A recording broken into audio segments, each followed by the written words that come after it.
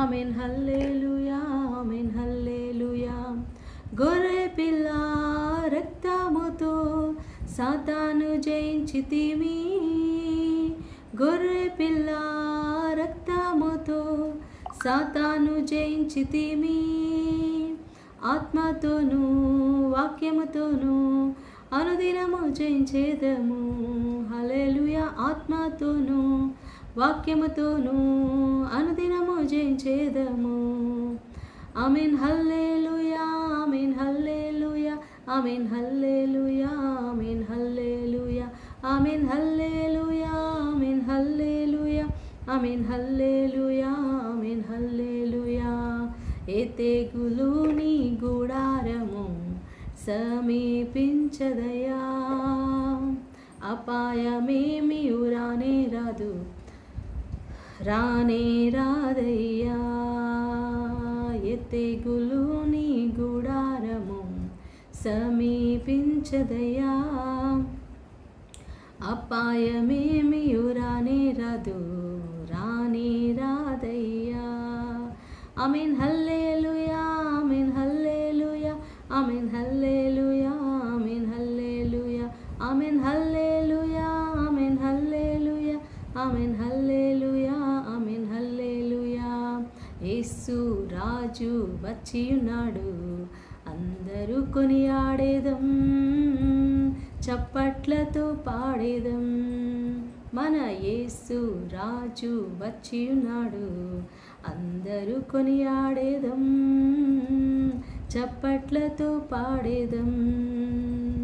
కొనియాడేదం కొనియాడేదం, చింతలు మరచి మనం పాడేదం.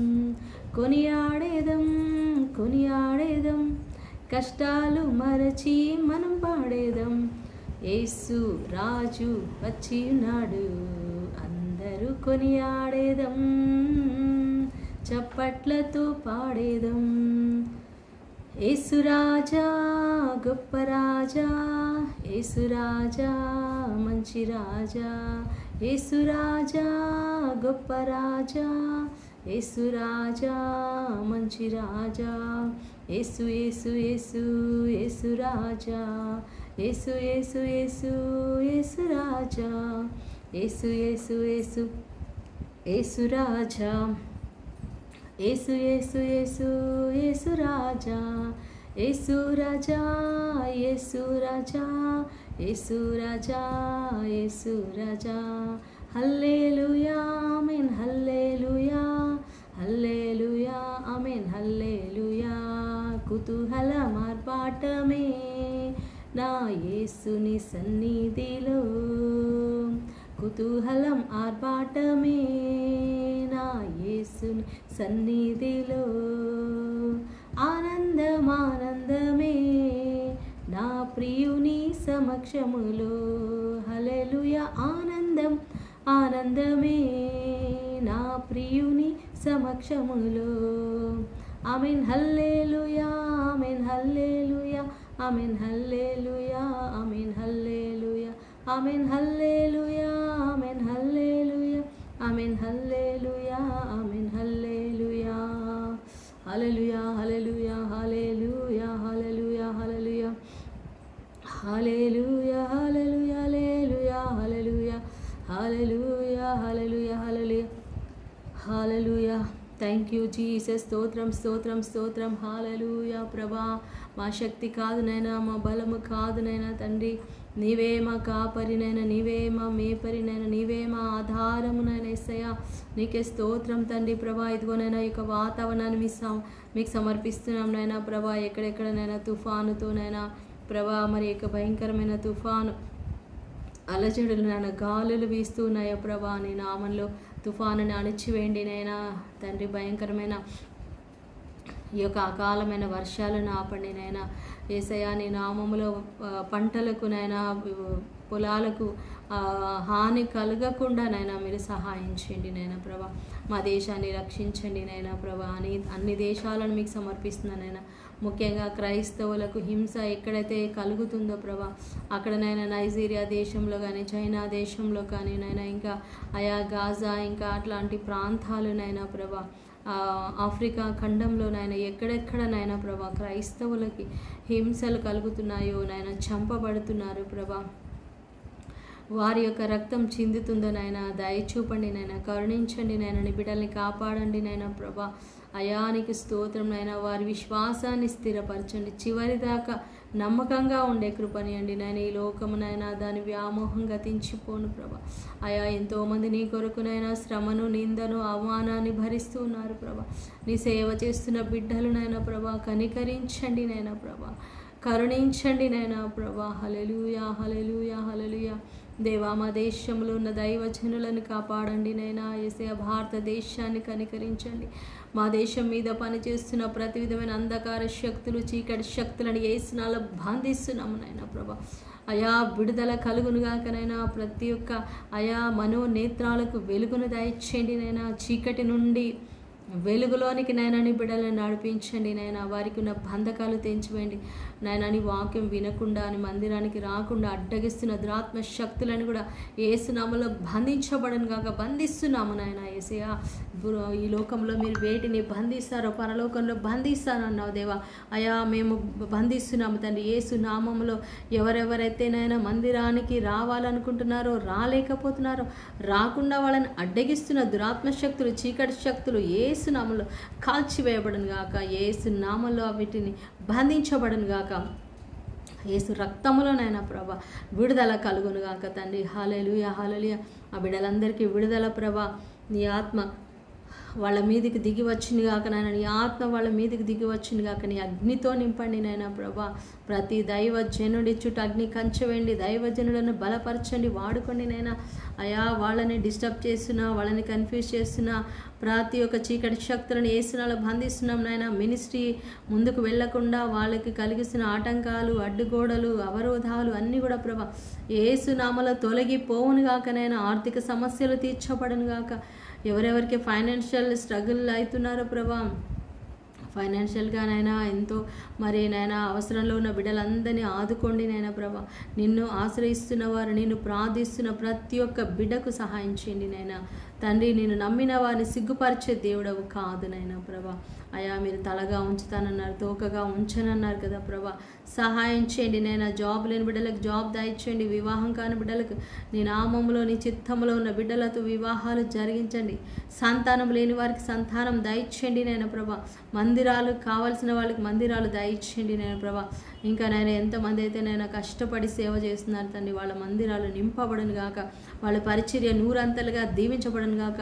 వాళ్ళు పెట్టాలనుకుంటున్న మీటింగ్స్ నైనా, వాళ్ళు చేయాలనుకుంటున్న పరిచర్య ముందుకు వెళ్ళును గాక నైనా. ఆటంకాలని తొలగిపోను గాక నైనా. యూట్యూబ్ ఛానల్స్, ఫేస్బుక్, ఇన్స్టాగ్రామ్ నైనా వీటన్నిటిని వాడుకోండి నైనా. ఏ బిడ్డలైతే ఆ యొక్క మీడియా ద్వారానైనా ప్రార్థన చేస్తున్నారు, వాక్యం ప్రకటిస్తున్నారు, ఆ బిడ్డల ద్వారా అనేక మంది ఆత్మలు రక్షణ పొందును గాకనైనా ప్రభా. వాట్సాప్ గ్రూప్స్ ద్వారానైనా, స్కైప్స్ ద్వారానైనా ఎంతమంది అయితే ప్రభా మరి లింక్స్ ద్వారానైనా, జూమ్ మీటింగ్స్ ద్వారా ఎంతమంది ప్రేయర్ కండక్ట్ చేస్తున్నారు నైనా ప్రభా. బిడ్డలందరినీ ఆశీర్వదించండి, అభిషేకించండి.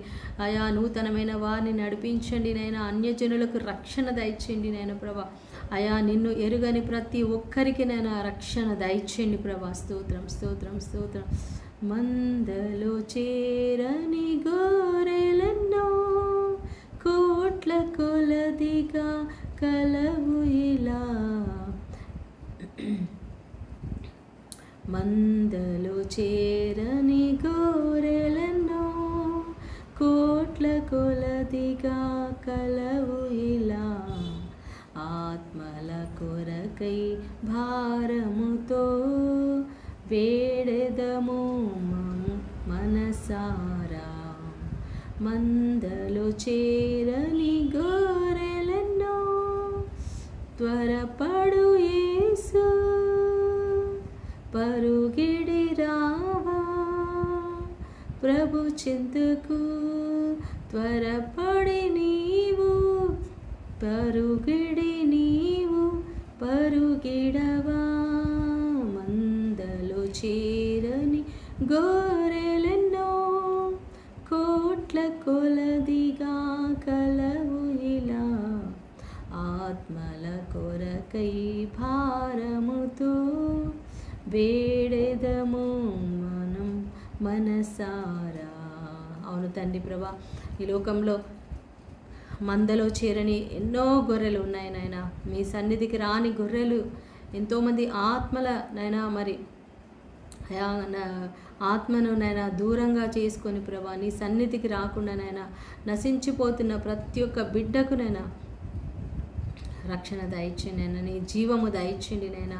యేసయ్యా నీకు స్తోత్రం. నీవే నిజమైన దేవుడవు నైనా, నీవే రక్షకుడవు. యేసే నిజమైన దేవుడు, యేసే నిజమైన రక్షకుడు. అవును ప్రభా, పాప పరిహారము కోసం నైనా కేవలం యేసు దగ్గరికి రావాలనే విషయాన్ని నైనా బిడ్డలకు నేర్పించమని ప్రార్థిస్తున్నాం తండ్రి. హల్లెలూయా, హల్లెలూయా, హల్లెలూయా. ప్రతి క్రైస్తవ కుటుంబంలో ప్రార్థన దయచేయండి, విజ్ఞాపన దయచేయండి నైనా, కుటుంబ ఆరాధన దయచేయండి నైనా. తల్లి బిడ్డలను ప్రభా, తల్లిదండ్రులను పిల్లలను నైనా, అయా మరి తాత ముత్తాతలను అందరినీ కలుసుకొని నైనా వారు నిన్ను స్తుతించే బిడ్డలుగా చేయండి నైనా. యేసయ్యా నీకు స్తోత్రం. నీకే మహిమ ఘనత ఆరాధన చెల్లిస్తూ రాత్రి కాలంలోనైనా మాతో మాట్లాడమని నజరేయుడైన యేసు నామములో ప్రార్థించి వేడుకుంటున్నాం తండ్రి. ఆమేన్, ఆమేన్, ఆమేన్. Praise the lord, praise the lord. ప్రియమైన సహోదరి సహోదరులారా, మరి సమయంలో మనం ఒక చిన్న కీర్తన ధ్యానం చేసుకుందాము. మనందరికీ తెలిసినటువంటి కీర్తన. చిన్నప్పుడు మా తల్లిగారు, మా అమ్మగారు మాకు ఈ కీర్తన నేర్పించారు. ఫస్ట్ కీర్తన ఏంటంటే కీర్తన 1, దుష్టుల ఆలోచన చొప్పున నడువక. ఆ కీర్తన మాకు కంఠస్థం నేర్పించారనమాట. తర్వాత మా అమ్మగారు మరి మాకు ప్రార్థన నేర్పించారు. తర్వాత బైబిల్ స్టోరీస్, నోవా కథ కానీ, మరి దేవుడు ఎలా ఆదాముని అవ్వని సృష్టించాడని ఆ యొక్క కథ, ఏలియా కథ, ఏలియా ఎలా ఆయన యెహోవా దేవుడు అని నిరూపిస్తాడు కదా, అగ్ని వచ్చి ఆ బలిని కాల్చేస్తుంది. సో ఈ సన్నివేశాలన్నీ కూడా మాకు మా మమ్మీ చిన్నప్పుడు, మేము ఎప్పుడంటే మాకు ఊహ తెలిసిన తర్వాత 3rd, 4th, 5th, 6th, 7th ఆ టైంలో, ఆ ఏజ్లో మాకు నేర్పించేవాళ్ళు. నేను మా మమ్మీలో చూసింది ఏంటంటే ప్రియులారా, తను ఎప్పుడు కూడా అంటే బయట ఇప్పుడు చాలామంది ఇంటి చుట్టూ ఆడవాళ్ళు ఉంటారు, అన్యులు ఉంటారు. వాళ్ళందరూ కూడా ఏదో ఒకటి మాట్లాడుతూ ఉంటారు, వాళ్ళ గురించి వీళ్ళ గురించి పిచ్చి పిచ్చి మాటలు మాట్లాడుతూ ఉంటారు. సో అలాంటి గుంపులోకి అసలు మా మమ్మీ వెళ్ళేవాళ్ళు కాదు. తను ఎప్పుడు కూడా ఎంతవరకు అవసరమో ఎవరితోటైనా అందరితో మాట్లాడుతుంది, పలకరిస్తుంది, కానీ లిమిట్లో ఉంటుంది అనమాట. ఎంతవరకు అంతవరకే. తన పని అంతా ఉదయమే లేచి, ఉదయం ప్రార్థనతోటే, మేము ఎవ్వరం లేవకముందే తను ఫస్ట్ లేచి ప్రార్థన చేసుకుంటారు అనమాట. బైబిల్ చదువుకుంటారు, పాటలు పాడుకుంటారు. దాని తర్వాత తను అన్ని పనులు మాకు, మేము స్కూల్కి వెళ్ళేటప్పుడు అన్నీ మాకు కావాల్సిన అన్నిటిని ఏర్పాటు చేసి మమ్మల్ని రెడీ చేసి తను స్కూల్కి మమ్మల్ని పంపించేవాళ్ళు. ఇంకా తర్వాత అన్ని పనులు తను చేసుకోవడము అంతా అయిపోయిన తర్వాత టైం ఉంటే ఆమె ప్రార్థన చేసుకునేది, బైబిల్ చదువుకునేది. సో ఈరోజు మా మమ్మీ తను ప్రార్థనతోటే మా కుటుంబం కట్టబడిందండి. ప్రార్థన. ఎందుకంటే చిన్నప్పుడు నేను పుట్టిన తర్వాత, నేను నిన్నటి రోజు కూడా నా సాక్ష్యం చెప్పాను. నేను నిన్న ఒక చర్చిలో వాక్య సందేశం చెప్పడానికి వెళ్ళాను, అది లైవ్ పెట్టాను, మీరు చాలామంది చూశారు. సో అక్కడ కూడా నేను షేర్ చేశాను. అమ్మగారు మరి మా నాన్నగారు కొన్ని పరిస్థితుల్లో మరి ఆయన వెళ్ళిపోయినప్పుడు, ఎక్కడున్నారో తెలియనప్పుడు అమ్మ ఒక్కటే ప్రార్థనతోటి దేవుడు మా డాడీని, ఆయన ఇక్కడ హైదరాబాద్లో ఉన్న, ఆయన ఎక్కడికి వెళ్ళినా ఆయనని దేవుడు కాపాడుతూ ఉన్నాడు. ఎన్నో, నేను ఒకరోజు మా డాడీ గురించి నేను మొత్తం మా డాడీ యొక్క టెస్ట్ మనీ నేను చెప్తాను ప్రియులారా. ఈరోజు మమ్మీ గురించి మాట్లాడాలని అనిపిస్తుంది. పరిశుద్ధాత్మ దేవుడు అట్లా నడిపించాడు. బైబిల్లో ఎంతోమంది స్త్రీలను మనం చూసాం. అయితే నేను నా కళ్ళారా నేను చూసింది మా మమ్మీని. హన్నా ఎలా ప్రార్థన చేసిందో, మరి ఎస్తేరు ఎలా ప్రార్థన చేసిందో, మరి అట్లాగా మా మమ్మీ కూడా ఎంతో ప్రార్థన చేసేవారు. మా డాడీ బిజినెస్ చేస్తూ ఉండేవారు. ఆయన వెళ్ళి ఆయన బిజినెస్లో కూడా అమ్మగారు చాలా సహాయం చేశారు తనకి. ఆ పనిలో అంటే ఇంట్లో వంట పని, బట్టలు ఉతకడము ఇవన్నీ చేసిన తర్వాత మమ్మల్ని చూసుకున్న తర్వాత కూడా డాడీకి కూడా ఆమె హెల్ప్ చేసేదన్నమాట. సో అలాగా కొన్నిసార్లు డాడీ చాలా ఆయన డ్రింక్ చేసి వచ్చేవారు. చిన్నప్పుడు డాడీ బాగా డ్రింక్ చేసేవారు. స్మోకింగ్, డ్రింకింగ్ ఈ రెండు డాడీకి ఉన్న ఒక హ్యాబిట్ అనమాట. అయితే అమ్మ చాలా తట్టుకుందనమాట ఆ కష్టాలు. అంటే నాన్నతోటి ఆ తిట్లు, నాన్న కుట్టేవాడు.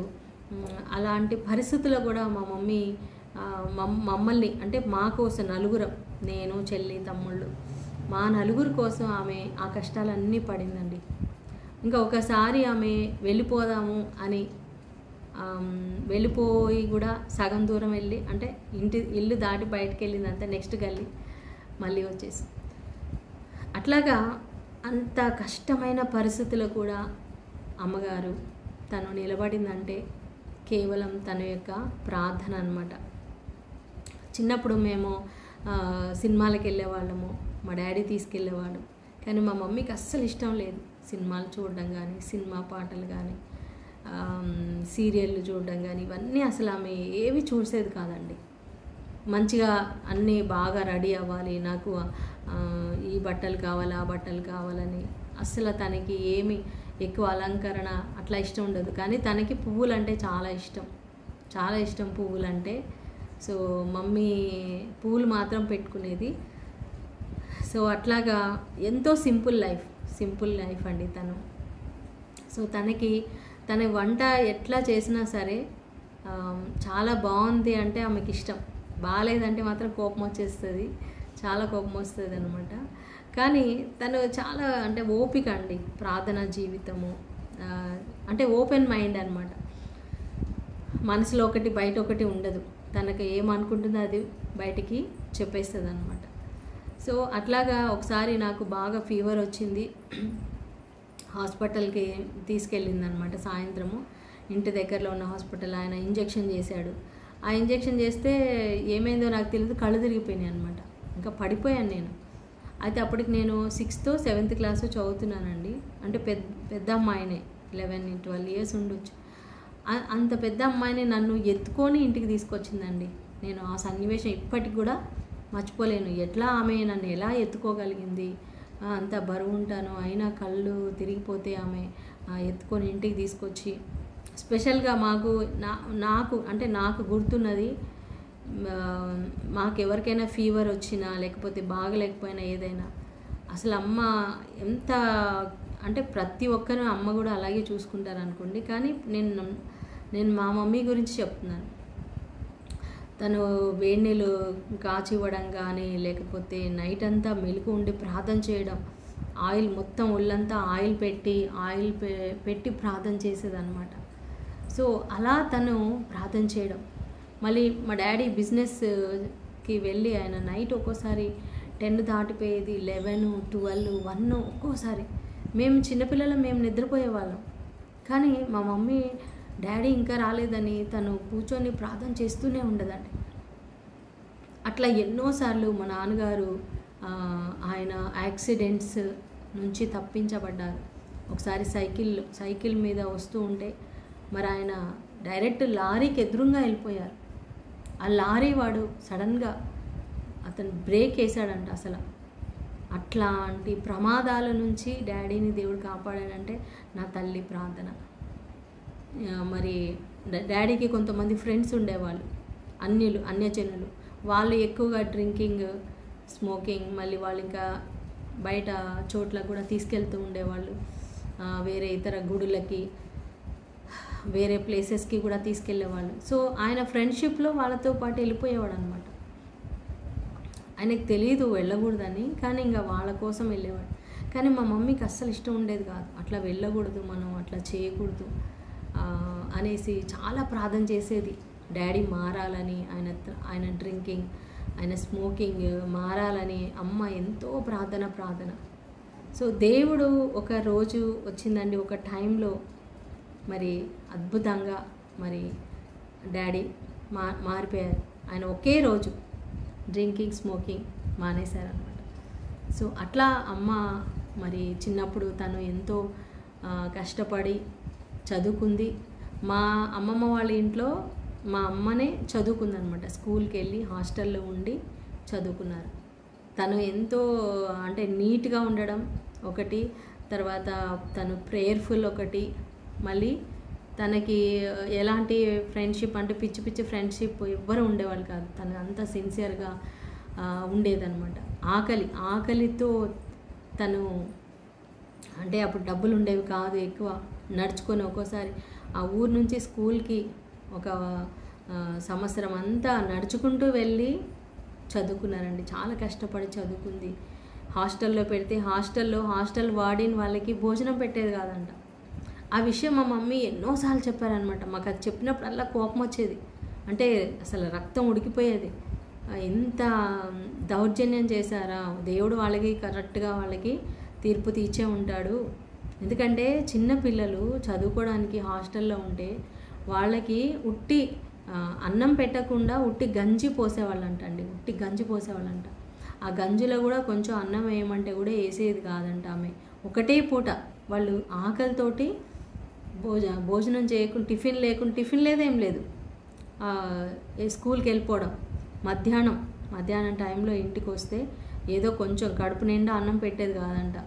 వాళ్ళకి గవర్నమెంట్ నుంచి ఎంతో ఫండ్స్ వస్తాయి, అయినా కూడా ఆమె అట్లా చేసేదంట. మరి ఇప్పుడు ఆమె చచ్చిపోయి ఉంటుంది నాకు తెలిసి, కానీ అంత ఘోరంగా చేసిందంట ప్రిల్లరా. కానీ అప్పుడు అమ్మ అట్లా కష్టపడి చదువుకుందండి. ఆ టైంలో 10th పాస్ అవ్వడం అంటే చాలా కష్టమే, ఎందుకంటే అప్పుడు అది 10th డిగ్రీతో సమానం అంట. సో అట్లా తన క్లాస్మేట్స్ అందరికీ మంచి మంచి జాబ్స్ వచ్చినాయి. కానీ అమ్మకి 10th అయిపోగానే ఆమెకి మ్యారేజ్ చేశారు. మరి తనకి జాబ్ చేయాలని ఉండేది, కానీ డాడీ ఏమో జాబ్ చేయనివ్వలేదు. సో అట్లా తను మిషన్ నేర్చుకొని మిషన్ ట్రైనింగ్ చక్కగా అయింది. తనకి ఆ మిషన్ కూడా గిఫ్ట్ వచ్చింది. సో అట్లాగా అది మా చెల్లి పుట్టిన తర్వాత తనకి మిషన్ రావడం, మనీ రావడం, అందుకే మా చెల్లి పేరు సంపద అని పేరు పెట్టారు, సంపత్. ఇప్పటి కూడా మా చెల్లికి ఇష్టం ఉండదు నా పేరు, మగోళ్ళ పేరు పెట్టారు సంపత్ అనేసి. కానీ అమ్మ ఎందుకు పెట్టిందంటే ఆ పేరు, ఆమె పుట్టినప్పుడే పంటలు మంచిగా పండాయంట ఆ సంవత్సరం. అంతకుముందు కరువు ఉండేదంట. సో పంటలు బాగా పండాయి, మళ్ళీ తనకి మిషన్ రావడం, మనీ రావడం అట్లా జరిగింది. కాబట్టి చెల్లి ఒక బ్లెస్సింగ్గా వచ్చింది, సంపద వచ్చింది మాకు. నిజంగానే చెల్లి మా ఇంటికి ఒక సంపద, అంటే ఒక ఆర్థికంగా దేవుడు ఆమె ద్వారా బాగా మమ్మల్ని బ్లెస్ చేశాడు. సో అట్లాగా మరి ఒక దైవజనురాలి పేరు సౌజన్య అంట. సో ఆమె పేరుని బట్టి నా పేరు పెట్టింది. నేను కూడా ఆమెలాగా సేవ చేయాలి అని చెప్పేసి తను. సో ప్రతిదీ కూడా మా మమ్మీ అంత మా కోసం మేము మంచి చదవాలని, మా నలుగురి కోసం మాకు అక్షరాలు నేర్పించిన తనే, అన్నీ నేర్పించిన తనే అండి. మా పెద్ద తమ్ముడికి చిన్న తమ్ముడికి ఇంట్లోనే వాళ్ళకి అన్నీ నేర్పించి స్కూల్కి వెళ్ళినప్పుడు వాళ్ళు ఆశ్చర్యపోయే వాళ్ళు, ఇంత చిన్నపిల్లలు ఇవన్నీ ఎట్లా నేర్చుకున్నారు అనేసి. సో అట్లాగా వాళ్ళు ప్రతి ఎగ్జామ్లో మంచి మార్కులు రావడానికి ప్రేయర్ చేయడం. అసలు ఒక్కొక్క స్టెప్ అండి. మా ఫ్యామిలీని అమ్మ ఎంత బాగా చూసుకున్నారంటే, మరి నేను 7th నుంచి 10th ఎగ్జామ్ రాశాను నేను. అప్పుడు కూడా నాకు ఎంతో ఆపరేషన్ అయిన సమయంలో నన్ను ఎంతో బాగా చూసుకున్నారు. సో అట్లా అమ్మ ప్రేమ అనేది నిజంగా అండి, అది మనం ఎంతగా మనం చెప్పుకున్నా కూడా అది తనివి తీరదు. సో తన ప్రార్థన ఎంత లేమి చూసిందో దేవుడు అంతా ఆమెను దీవించాడు. ఆ సమృద్ధి ఆమె చూసింది. మరి దేవుడు నా చెల్లిని దీవించడము, తర్వాత చెల్లి ద్వారా పెద్ద తమ్ముడు జాబ్ ఆయనకి రావడం, అమెరికా వెళ్ళడం. సో అలాగ దేవుడు మాకు ఒక మంచి గృహాన్ని కొనడానికి దేవుడు సాయం చేశాడు. చిన్నప్పుడు ఒక 50 గజాలు, ఒక 100 గజాలు ప్లేస్ ఉంటే చాలు అని ప్రయత్నం చేసిందమ్మ. ఇల్లు కోసం చాలా తిరిగాము, ప్రయత్నం చేశాం, కానీ ఎక్కడ రాలేదు. కానీ దేవుడు ఇచ్చాడండి. సో ఇవన్నీ కూడా అమ్మ ప్రేయరే.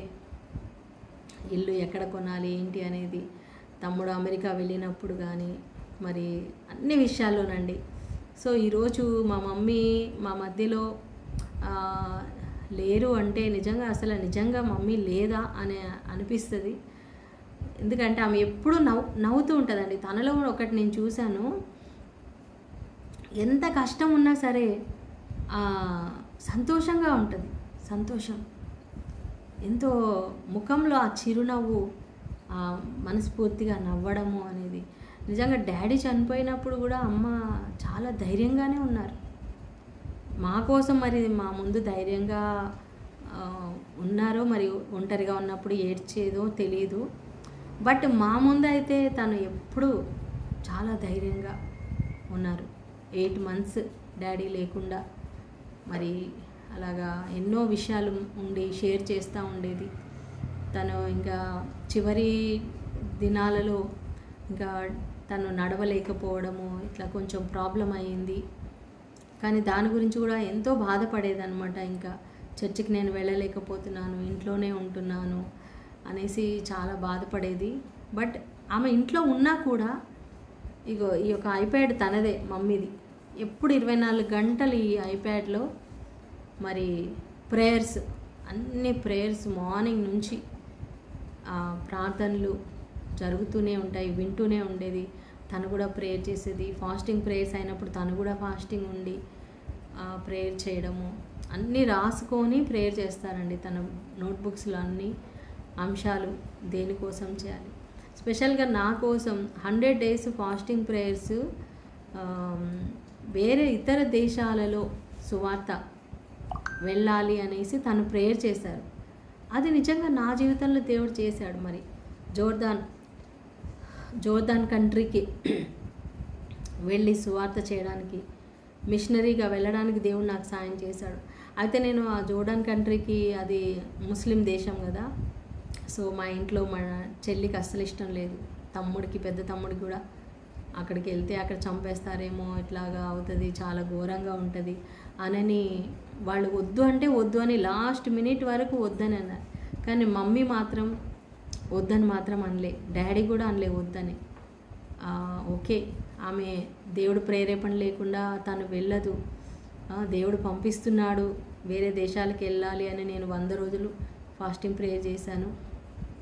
అందుకే దేవుడు పంపిస్తున్నాడేమో అనేసి మమ్మీ ఓకే చెప్పింది అనమాట. సో అట్లాగా తను సేవలోకి వచ్చిన తర్వాత నన్ను చాలా ఎంకరేజ్ చేశారు అమ్మాయి కాదు డాడీ కూడా, ఇద్దరు కూడా. సో ఫస్ట్లో వాళ్ళు ఒప్పుకోలేదు, అమ్మాయివి, చిన్నదానివి, నువ్వు ఎట్లా చేస్తావు ఏంటి అనేది వాళ్ళు ఒప్పుకోలేదు. కానీ అంటే తల్లిదండ్రులుగా వాళ్ళు అలా చెప్పడం అది వాళ్ళ సైడ్ కరెక్టే. కానీ ఎప్పుడైతే వాళ్ళు దేవుని చిత్తము ఇది అని తెలుసుకున్నారో ఇంకా ఎప్పుడు కూడా నాకు అడ్డు చెప్పలేదు. ప్రియులారా, అమ్మ నాకు ఎప్పుడు కూడా నా కోసం ప్రార్థన చేసేది, ఎప్పుడు నాకు మంచి మాటలు చెప్తూ ఉండేది, ఇలా ఉండాలి, ఇలా ఉండాలి, జాగ్రత్తలు. నేను ఒక్కదాన్ని ప్రేయర్కి వెళ్తున్నానంటే వాళ్ళు చాలా బాధపడేవాళ్ళు. ఎందుకంటే ఒక్కోసారి వస్తానని చెప్పిన వాళ్ళు వచ్చేవాళ్ళు కాదు. తోడుగా పరిచర్యలో ఎలా ఉంటారండి, ఇప్పుడు మనం ఎంత సిన్సియర్గా ఉంటామో, డెడికేషన్తో ఉంటాము, అందరూ అలా ఉండరు కదా. సో మా టీం మెంబర్స్ కొన్నిసార్లు వాళ్ళు హ్యాండ్ ఇచ్చేవాళ్ళు, వచ్చేవాళ్ళు కాదు. సో అప్పుడు మమ్మీ డాడీ చాలా బాధపడేవాళ్ళు, బిడ్డ ఒక్కతే వెళ్తుంది అనేసి చాలా బాధపడేవాళ్ళు. సో మా ఇంట్లో ప్రేయర్ పెట్టినప్పుడు కానీ, ఎక్కడైనా మీటింగ్లో ప్రేయర్ పెట్టినప్పుడు కానీ, పిలిచిన వాళ్ళందరూ రాకపోతే కూడా చాలా బాధపడేవాళ్ళు. ఇంతమందిని పిలిచింది అమ్మాయి, ఎంత కష్టపడి, అందరూ ఎందుకు రాలేదు అనేసి చాలా బాధపడేదన్నమాట. సో అట్లాగా వాళ్ళు పరిచర్య విషయంలో చాలా మరి నాకు సపోర్ట్ చేశారు, నా కోసం ప్రార్థన చేశారు. ముఖ్యంగా మమ్మీ, తను ఒకసారి ఒక పెద్ద మీటింగ్లో నా గురించి సాక్ష్యం, నా చిన్నప్పుడు నన్ను బంగారం అని పిలిచేవాళ్ళు మా ఊర్లో, మా డాడీ నన్ను అలా పిలిచేవాడు. సో నాకు ఇష్టం ఉండేది కాదు, ఏంటి అట్లా పిలవడం అనేది ఇష్టం ఉండేది కాదనమాట. అట్లా పిలవకండి అనేసి మా ఊర్లో పిలుస్తారు, ఇప్పుడు ఇక్కడ ఎవరు పిలవరు. సో అమ్మ స్టేజీ ఎక్కి అందరి ముందు చెప్తుంది, చిన్నప్పుడు మేము మా అమ్మాయిని బంగారం అని పిలుచుకునేవాళ్ళు, నిజంగానే అమ్మాయి బంగారం అని, అంత గ్రేట్గా గొప్పగా నా బిడ్డ ఇంత సేవ చేస్తుంది అని తను అందరి ముందు అంత గర్వంగా చెప్పుకున్నారనమాట. అందరు కూడా ఇంకా మమ్మీ దగ్గరకు వచ్చి ప్రేయర్ చేయించుకున్నారు. సో అంటే చూడండి, ఒక తల్లికి తన బిడ్డ అంటే అందరికీ బ్లెస్సింగ్గా మారినప్పుడు ఆ తల్లిదండ్రులు ఎంతో సంతోషిస్తారు. ఈవెన్ డాడీ కూడా చాలా, ఆయన ఎంత సంతోషించేవాడంటే ఆయన హాస్పిటల్లో ఐసీయూ బెడ్ మీద ఉండి కూడా ఆయన అసలు చేతులు చాచి నా బిడ్డ, నా పెద్ద బిడ్డ, నా బిడ్డ అని ఆయన, అంటే ఆ ఒక్క మాటలో చాలా ఆయనకి ఎంతో ఉంది లోపల, అదంతా ఆయన చెప్పలేకపోతున్నాడు.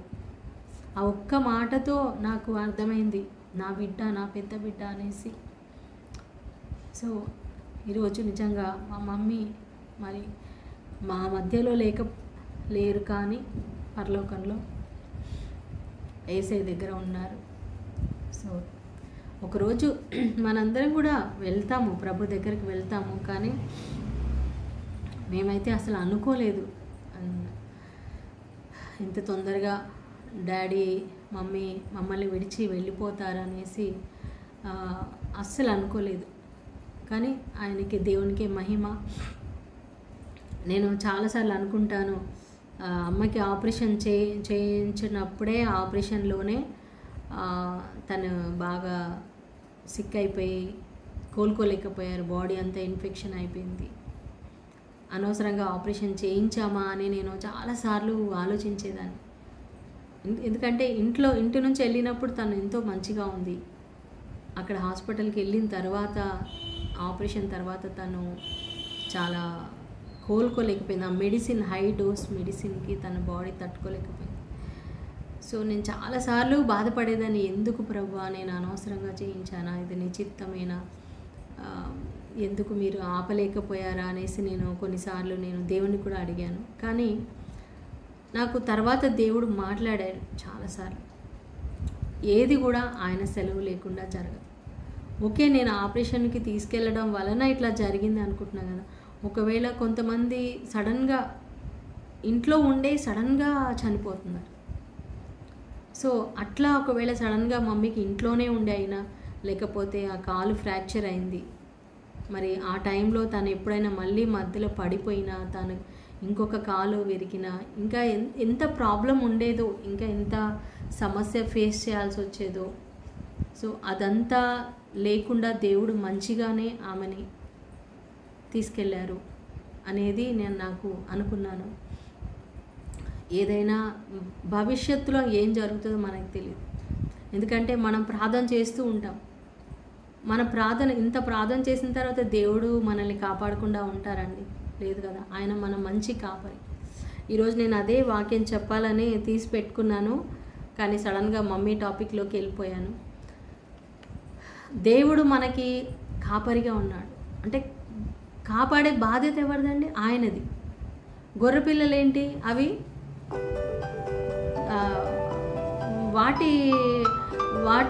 అవి ఆ యొక్క మందలో నుంచి ఆ గొర్రెలు వాటంతటా అవి వెళ్ళిపోతే తప్ప వాటిని సంరక్షించాల్సిన బాధ్యత, వాటిని పోషించాల్సిన బాధ్యత, వాటిని చూసుకోవాల్సిన బాధ్యత ఎవరిదండి?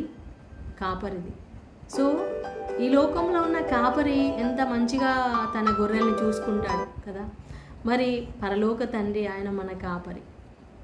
ఆయన మన కాపరి. కాపరి అంటే ఆయన మనల్ని కాచేవాడు, పోషించేవాడు, నడిపించేవాడు, మళ్ళీ బయటికి తీసుకెళ్ళి మనల్ని మళ్ళీ సురక్షితంగా తీసుకొస్తాడు. సో ఆయన మన కాపరిగా ఉన్నాడు. సో ఆ మంచి కాపరి మరి మన జీవితానికి కాపరిగా ఉన్నప్పుడు, మనం ఆయన సంరక్షణలో ఉన్నప్పుడు ఆయన మనకి ఏదైనా హాని కలగనిస్తాడండి. ఒకవేళ మనం అది హాని కలిగింది అనుకుంటాం, కానీ అది నిజానికి మనకి హాని కాదు. దేవుడు మన జీవితంలో ఏదో మేలు చేస్తున్నాడు. సో ఎంతైనా మనకి అంటే తల్లి కదా, అమ్మ అంటే మనకి ప్రేమ ఉంటుంది. కాబట్టి కొన్నిసార్లు అట్లా నేను బాధపడి అనుకుంటాను, కానీ మళ్ళీ దేవుడు నాతో మాట్లాడతాడు. దేవుడు నన్ను ధైర్యపరుస్తారు, ఆయన కన్సోల్ చేస్తారు. సో నేను దేవునికి స్తోత్రం చెప్తానన్నమాట. సో అలాగా మరి మమ్మీ గురించి నేను చెప్పాలంటే చాలా ఉంది, కానీ ఇంకా ఇంతటితో ఈరోజు ఆపేస్తున్నాను. సో నేను మళ్ళీ ఒకరోజు ఫుల్గా ఒక టెస్ట్ మనీ డాడీ గురించి ప్లస్ మమ్మీ గురించి కూడా నేను ఫుల్ టెస్ట్ మనీ నేను చెప్తాను. ఎందుకంటే చాలాసార్లు 23లో డాడీ చనిపోయిన సంవత్సరము ఇదే హాల్లో మమ్మీని కూడా లైవ్లో తీసుకున్నాను. నేను యూట్యూబ్ ఛానల్లో లైవ్లో తీసుకున్నాను, కానీ అన్ఫార్చునేట్లీ ఆ వీడియోస్ అవన్నీ ఎట్లా డిలీట్ అయిపోయిందో అవి డిలీట్ అయిపోయి మమ్మీ సాక్ష్యం కూడా తన నోటితో సాక్ష్యం చెప్పిద్దామని 2 సార్లు ప్రయత్నించాం, కానీ అది అవ్వలేదు. మరి ఎందుకు అది అవ్వలేదు, రికార్డ్ చేయలేకపోయాను. డాడీది అయితే ఎప్పుడు అసలు కనీసం ఒక్క లైవ్ కూడా డాడీని తీసుకోలేదు. దాని విషయంలో నేను చాలా రిగ్రెట్ అవుతున్నాను, చాలా బాధపడుతున్నాను. అంటే ఎక్కడ పోతారు, మమ్మీ డాడీ ఉంటారు కదా, మనతోటే ఉంటారు కదా, తీసుకుందాం ఇంకా అనుకుంటున్నాను, కానీ ఇంత సడన్గా ఇట్లాగా అయిపోతుందని అస్సలు ఊహించలేదు. అందుకే ప్రియులారా, ఎప్పుడైనా సరే మనం ఏదైనా చెయ్యాలి అని అనిపిస్తే వెంటనే మనం చేయాలి. ఎందుకంటే నెక్స్ట్ మినిట్ నెక్స్ట్ డే ఏం జరుగుతుందో మనకు తెలియదు. ఇప్పుడున్న మన తల్లిదండ్రులని మనం చూసుకోవాలి. వాళ్ళు లేనప్పుడు మనం ఎంత చెప్పుకున్నా ప్రయోజనం లేదు. వాళ్ళు మనతో ఉన్నప్పుడే, ఈ లోకంలో ఉన్నప్పుడే మనం ఎంత బాగా వాళ్ళని చూసుకుంటే అంత బాగా మనం తర్వాత సంతోషిస్తాం. సో ఒక విధంగా నాకు సంతోషం ఉంది, ఎందుకంటే మమ్మీ డాడీని నేను ఎంతో చూసుకున్నాను. నేనే కాదు, నా చెల్లి, నేను, తమ్ముళ్ళు మేమందరం చూసుకున్నాం. కొన్నిసార్లు మేము కొన్ని మాటలు అనుకునే వాళ్ళం, కోపం వచ్చేది డాడీ మీద, మమ్మీ మీద కోపం వచ్చేది, కొద్దిగా నేను గట్టిగా అరిసేదాన్ని కొన్ని విషయాలలో. కానీ మళ్ళీ తర్వాత వెంటనే నేను అయ్యో నేను ఇట్లా అనేసానే, డాడీని ఇట్లా అన్నాను, మమ్మీని ఇట్లా వెంటనే ఫీల్ అయ్యేవాళ్ళం. మళ్ళీ మేము మంచిగా వాళ్ళతో అన్నీ మేమే చేసేవాళ్ళం. కానీ వాళ్ళు ఎప్పుడైతే వెళ్ళిపోయారో అప్పుడు చాలా బాధ అనిపించింది. అయ్యో నేను ఇట్లా అన్నాను కదా, డాడీని ఇట్లా అన్నాను, మమ్మీని ఇట్లా అన్నాను అని చాలా బాధ అనిపించింది ప్రియులారా. కానీ దేవుడికి తెలుసు మనం ఏ ఉద్దేశంతో అన్నాము, ఏ పరిస్థితిలో మాట్లాడామనేది ఆయనకు తెలుసు. కానీ ఎంతైనా ప్రియులారా, మన తల్లిదండ్రులను మనం గౌరవించాలి. వాళ్ళు మనల్ని తిడతారా, తిట్టనివ్వండి, అవే మనకి బ్లెస్సింగ్స్. సో వాళ్ళని సంతోష పెట్టడమే మనకి నిజంగా ఒక బ్లెస్సింగ్. సో చాలామందికి తెలియదు, మమ్మీ డాడీని తీసి పడేస్తూ ఉంటారు, నీకేం తెలీదు అని అంటూ ఉంటారు. లేదండి, వాళ్ళ తర్వాతే మనం కదా. సో ఇప్పుడు మన తర్వాత మన పిల్లలు ఉంటారు. ఒకవేళ వాళ్ళు మనకి వాల్యూ ఇవ్వకపోతే, మనం చెప్పింది వాళ్ళు వినకపోతే మనం ఎంత బాధపడతాం ఒక్కసారి ఆలోచించాలి. సో మీకు ఎవరికైనా సరే తల్లిదండ్రులు ఉన్నట్లయితే వాళ్ళని ప్రేమించండి. ఒకవేళ మీరు కూడా తల్లిదండ్రులను కోల్పోయి ఉన్నట్లయితే దేవుడు మిమ్మల్ని ఓదార్చును గాక. మీకోసం నేను ప్రార్థన చేస్తాను. వాళ్ళు ప్రభునందు నిద్రించిన ఎడల వాళ్ళు ఖచ్చితంగా పరలోకంలో ఉన్నారు, యేసయ్యతో ఉన్నారు, అంతే. అది ఇంకా డౌట్ లేదన్నమాట. One day we will meet them. తప్పకుండా వాళ్ళని మనం కలుసుకుంటాము. మనం శాశ్వతంగా యేసయ్యతో పరలోకంలో ఉండబోతున్నాము. సో నేను కీర్తన 23 చెప్దాం అనుకున్నా, బట్ రేపే చెప్తాను ప్రియులారా. రేపటి రోజు కీర్తన 23 చెప్తాను. ఓకే, సో ఇంతటితో ముగిస్తున్నాను. దేవుడు ఈ కొన్ని మాటలు దీవించును గాక. ఆమేన్. ప్రార్థన చేసుకుందాం.